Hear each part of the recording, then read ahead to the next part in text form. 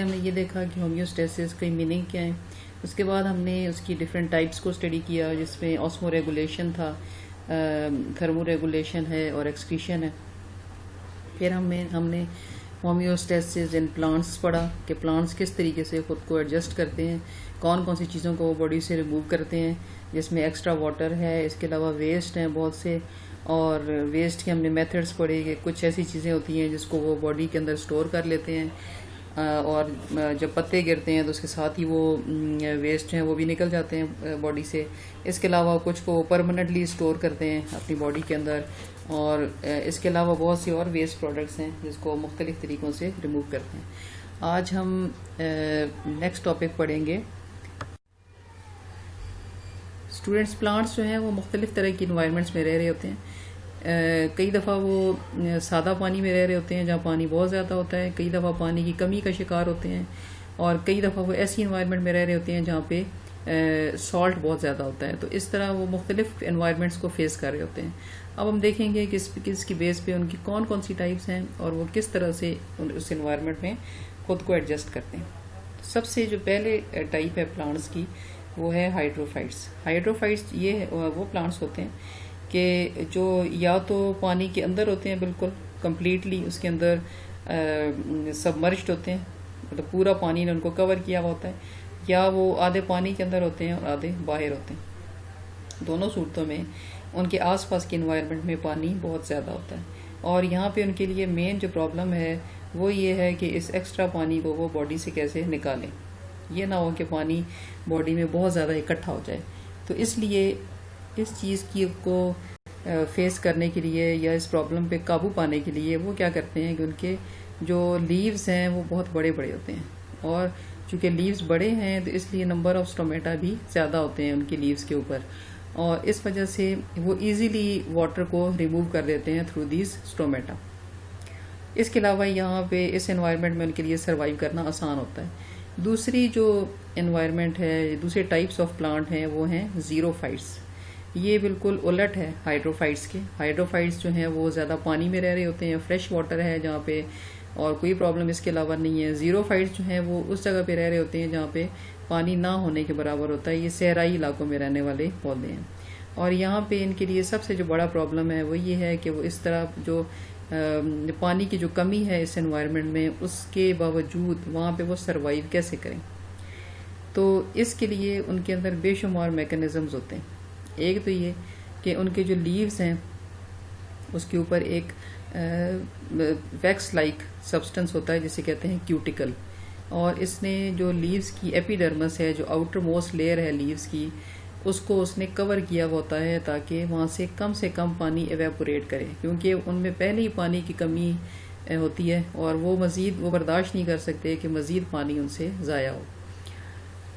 तो ये एक तो ये हो गया। दूसरा वो क्या करते हैं कि उनके अंदर कौन सी अडेप्टेशंस हैं कि उनके जो स्टोमेटा हैं उनकी तादाद भी कम होती है, और कम स्टोमेटा होने की वजह से लॉस ऑफ वाटर कम है। मतलब एक तो लीव्स ऊपर से कवर हुए हुए हैं ताकि जो भी स्टोमेटा हैं वो कवर हो जाएं, और दूसरी बात है कि स्टोमेटा की तादाद भी कम होती है। तीसरी अडेप्टेशन ये है कि जो रूट्स हैं वो ज़मीन में बहुत गहराई में गए हुए होते हैं, और वो ट्राई करते हैं, कोशिश करते हैं कि वो जो वाटर टेबल है वहाँ तक पहुँचें, क्योंकि वहाँ पे जो बारिश जो है वो साल में या तो एक दफ़ा होती है कई बार, और वो भी ये भी हो सकता है कि वो भी ना हो। तो इस वजह से पानी ऊपर की लेयर्स में बहुत कम होता है, तो वो फिर कोशिश करते हैं कि ज़मीन के नीचे वाली जगह से ले लें। फिर ये इनमें कुछ सेल्स ऐसे होते हैं कि जिनमें ये खासियत होती है जिन्हें हम कहते हैं पैरेन्काइमा सेल्स। आपने 9th क्लास में पढ़े भी थे कि वो जो उनका जो काम है वो वाटर स्टोरेज का भी है। तो ये जो पैरेन्काइमा सेल्स हैं ये इनके स्टेम में या रूट्स में प्रेजेंट होते हैं, और वो बहुत ज़्यादा वाटर को अपने अंदर स्टोर कर सकते हैं। तो ये जो ऑर्गन्स हैं इनके, उन्हें कहते हैं हम सक्कुलेंट ऑर्गन्स, और ये बड़े बड़े होते हैं साइज़ में। आपने देखा होगा कुछ प्लांट्स को जो जिनमें ओपनशी आ जाता है, जिसके ऊपर कांटे कांटे से होते हैं, या फिर सहरा का एक ख़ास पौधा जो अक्सर आपने देखा होगा मुख्तलिफ पिक्चर्स में भी, जो उसके अंदर भी ऐसे ही सिर्फ स्टेम होता है, और वो स्टेम ने अपने अंदर बहुत सारा वाटर जो है वो स्टोर किया हुआ होता है। तो इस तरह के उन्हें हम कहते हैं कैक्टाई। तो कैक्टस जो है वो एक टिपिकल प्लांट है डेजर्ट का। तो वो जो है वो अपने अंदर वाटर को स्टोर कर लेता है और इस तरह के ऑर्गन्स कहलाते हैं सक्यूलेंट ऑर्गन्स।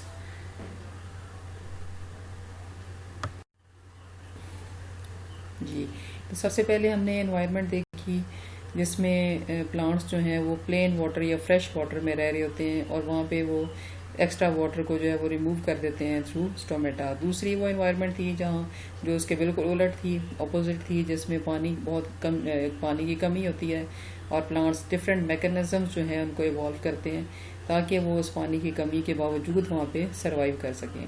तीसरी जो एनवायरनमेंट है वो एनवायरनमेंट है जिसमें प्लांट्स जो हैं वो सरवाइव कर रहे होते हैं सी वाटर में। आपको पता होगा कि सी वाटर जो है उसमें बहुत ज़्यादा सॉल्ट होता है। इस तरह के जो प्लांट्स हैं वो कहलाते हैं हेलोफाइट्स। अब आपने जब 9th क्लास में आपने पढ़ा था टोनिसिटी, आपने एक टॉपिक पढ़ा था, आपने देखा था कि दो तरह की इन्वायरमेंट्स होती हैं, एक हम कहते हैं हाइपरटोनिक और एक होती है हाइपोटोनिक। तो वाटर हमेशा उस तरफ मूव करता है जो कि हाइपरटोनिक इन्वायरमेंट होती है। तो अब जब प्लांट्स जो हैं वो सी वाटर में प्रेजेंट हैं तो आप खुद एज्यूम करें कि अगर बाहर की जो एनवायरनमेंट है वो हाइपरटोनिक है क्योंकि उसमें सॉल्ट बहुत ज़्यादा है। अगर प्लांट उसमें रहेगा तो उसको ये खदशा है कि वो जितना भी उसका बॉडी का पानी है वो चला जाएगा बाहर की तरफ थ्रू ऑस्मोसिस, क्योंकि बाहर सोल्यूशन है हाइपरटोनिक और उनकी बॉडी के अंदर होगा हाइपोटोनिक। तो अब इस चीज़ पे काबू पाने के लिए वो क्या करते हैं कि वो अपनी बॉडी को हाइपरटोनिक कर लेते हैं, क्योंकि फिर अगर वो ऐसा नहीं करेंगे तो पानी सारा उनका बॉडी से निकल जाएगा। तो वो अपनी बॉडी को जो बाहर की जो एनवायरनमेंट है, जो सी वाटर है, उससे भी ज़्यादा हाइपरटोनिक कर लेते हैं, जिसकी वजह से उनको ये ख़तरा नहीं रहता कि उनकी बॉडी से पानी बाहर निकल जाएगा।